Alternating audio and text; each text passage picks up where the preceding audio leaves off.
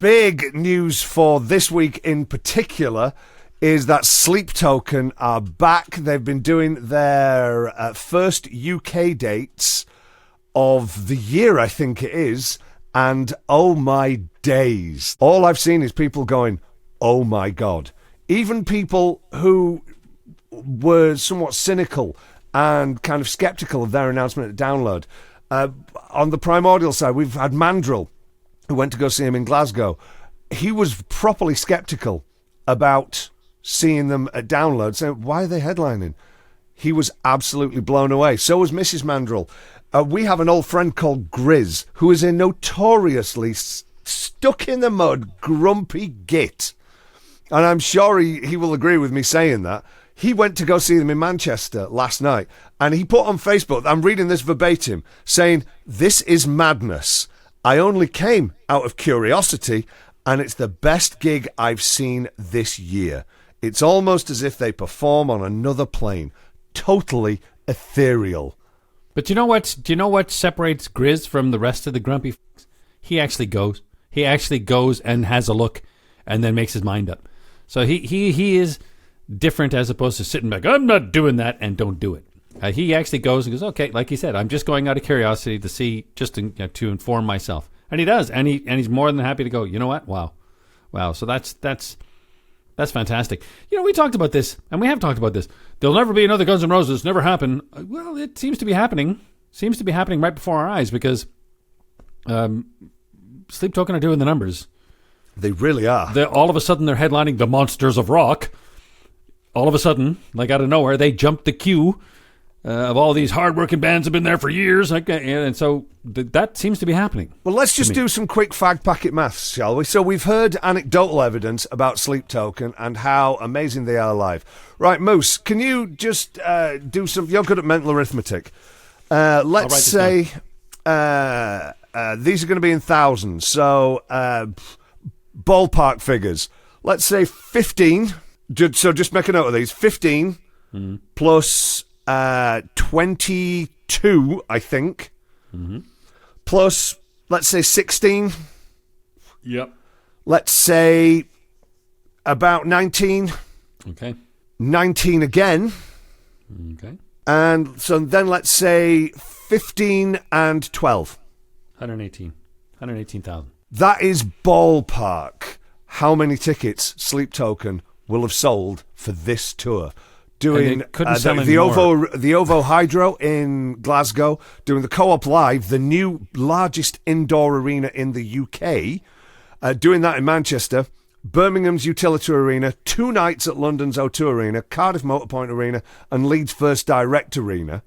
Admittedly, the Leeds Arena is a small one, but it's a bloody good venue, is that one. So, ballpark, let's say about 120,000 tickets. Yeah. That's in the UK alone. And people are saying, oh no, they don't deserve to headline Download Festival. Utter bull. To sell that many tickets. As I said, we had the anecdotal evidence of people saying, wow, they were amazing. In fact, our own Chicken Man, he was at the show last night in Manchester, saying incredible performance from the guys, incredible light show. Not sure how they'll pull it off at an outdoor venue. You've seen some of the shows that they can put on at Download and big festivals. I'm sure they will do it. But we have the empirical evidence as well. Actual numbers. They've sold between 110 and 120,000 tickets. What is most impressive of that number is they sold 120,000 of 120,000 available. Yes. It's not, how many would they, if you said, I tell you what, we'll just go into a field and sell whatever we can. Well, I'd like to know what that number is. Because they sold out. They sold out quickly. It's not like their capacity was... They sold 120,000 tickets, which gives you a capacity of 20%. They sold 100% of their tickets. 100% of the biggest arenas in the UK. Wow. Every single one. So I'm thinking, never be another Guns N' Roses. It seems to me that kind of the similar thing is happening now. But here's a question. Are we seeing this now because rock and metal music has had its years trying to recapture the glory years? So what I mean by that is, so let's say for rock music, the 80s and 90s were, sorry, no, let's say the 60s through to the 90s were the high point for rock music. Rock music was popular music. All right, that's when you had those amazing legendary lineups at Leeds and Reading Festival that you look back at. That's when rock music was king, yeah?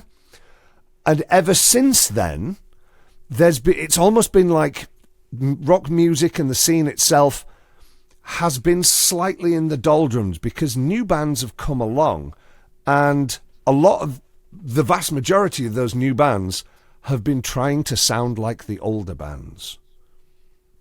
And with the law of diminishing returns, there have been a lot of bands who didn't quite scale the same heights as artists used to do, and the industry wasn't quite there. But now, and this is much to the chagrin of many of the older rock fans who've been there since the get-go, you've got bands who are coming along who are not trying to sound like those who have gone before.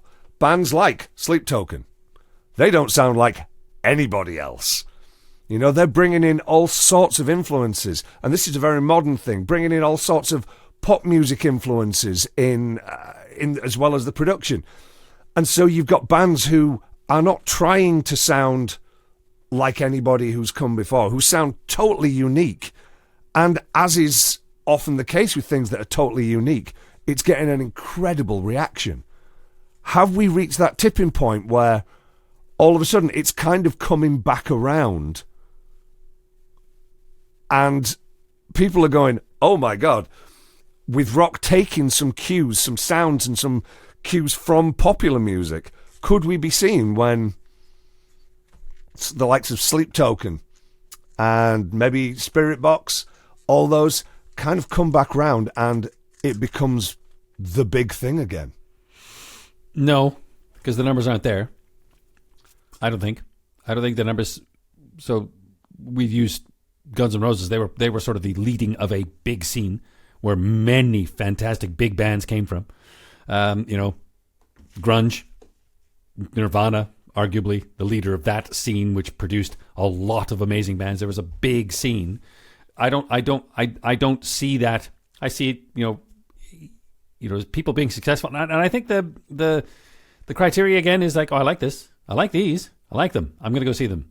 End of story. So the people who are really the people that Sleep Token are appealing to, they don't give a fuck about the history. They don't give a fuck about monsters of rock. They don't give a fuck about they've been there for 40 years producing their content. Wow, I like these guys. I like just like you made a decision when you first heard a band. I like these guys. I like these. I want to see them. I like these people. I don't care if they've been slogging around in a van for the last 15 years earning their stripes. I don't care they just dropped out of the clear blue sky. Learned guitar at the feet of the master. Jimi Hendrix, exactly. Well, whatever. I don't care. Do I like what they sound like? Do I want to go see them? Yeah. Because it'll be fun and there's a buzz. Me, I want to be part of that. That's it's the same thing that attracted us. They're attracting people to Sleep Token. The exact same thing. Sleep Token, well done. They're good.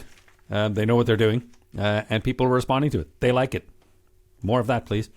More of that, please. And a special, of course, shout out to Craig Reynolds. Baddiecore remains my favourite description for a lot of the modern heavy music. The likes of Sleep Token, Spirit Box. It's modern, it's heavy, but it's kind of sexy as well. Baddiecore. I'm cool with that. You've just described me. Modern, heavy, and sexy. Heavy, definitely. Okay, all right then. I'll get back in my box. We got Moose sat there with the density of a neutron star. Hey, you shut up. Give me my chair. Primordial Radio.